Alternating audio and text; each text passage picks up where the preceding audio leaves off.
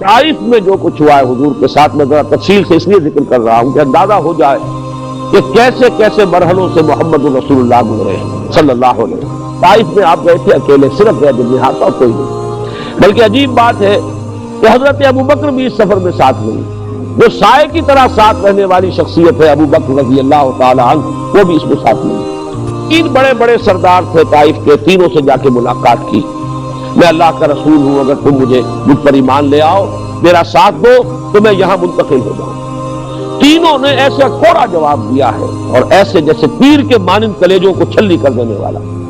ایک شخص نے کہا چلے جاؤ فوراً، میں تم سے بات بھی نہیں کرنا چاہتا، اس لیے کہ دو ہی امکان ہے، یا تم جھوٹے ہو یا سچے ہو۔ اگر جھوٹے ہو تو میں جھوٹے کو منہ نہیں لگانا چاہتا، اور سچے ہو تو پتہ نہیں میں کوئی تمہارے شان میں گستاخی کر بیٹھوں تو مارا جاؤں گا، اس لیے چلے جاؤ۔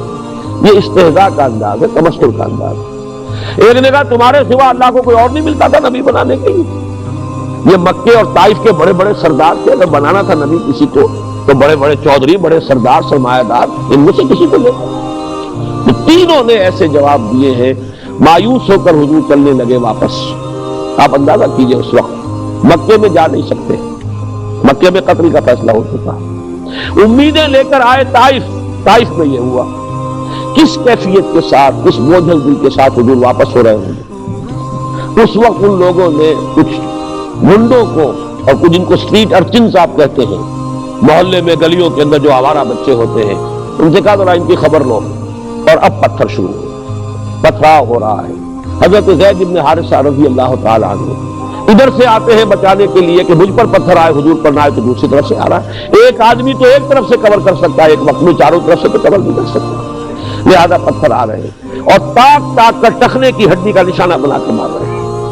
اس سے یہ کہ پائے مبارک لہو لہان ہو گئے، کافی خون بہ گیا، آپ پر کچھ تھوڑی سی ذوف کی کیفیت طاری ہوئی، بیٹھ گئے آرام لینے کے لیے۔ تو دو گنڈے آئے، ایک نے اس بغل میں ہاتھ ڈالا، ایک نے اس بغل میں ہاتھ ڈالا، چلو اٹھو جاؤ۔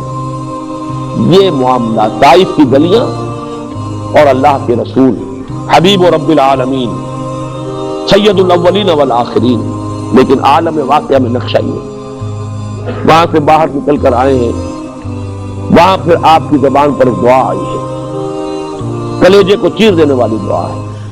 اللہم الیک اشکو ضعف قوتی وقلت حیلتی وہوانی علی الناس۔ اے اللہ تیری ہی جناب میں فریاد لے کر آیا ہوں اپنی قوت کی کمی کا، اپنے وسائل کی کمی کا، اور یہ جو رسوائی ہو رہی ہے لوگوں کے سامنے، کہاں جاؤں، کس سے فریاد کروں، کس سے کہوں؟ الی من تکلنی الی بعید یتجہمنی اور الی عدو ملکت امری۔ کیا کس کے حوالے مجھے کر دیا ہے؟ یہ لوگ جو مجھ پر ہجوم کر رہے ہیں، حملہ کر رہے ہیں، کیا میرا معاملہ ان کے حوالے کر دیا ہے کہ جو چاہے کر مجھے؟ ان لم یکن علی غضبک فلا ابالی۔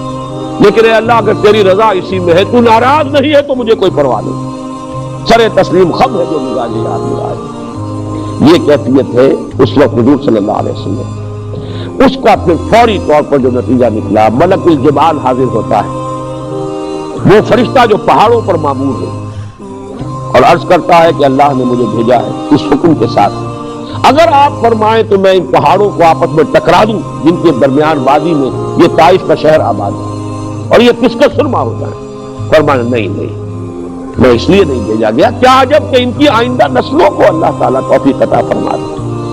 بہرحال، اور یہ بھی نوٹ کر لیجئے کہ محمد ابن قاسم ثقفی رحمت اللہ علیہ جو بر عظیم پاک و ہند میں اسلام کا جھنڈا لے کر گئے، وہ ثقفی تھے، اسی قبیلہ ثقیف کے وہ فرزند تھے جو طائف میں آباد تھا۔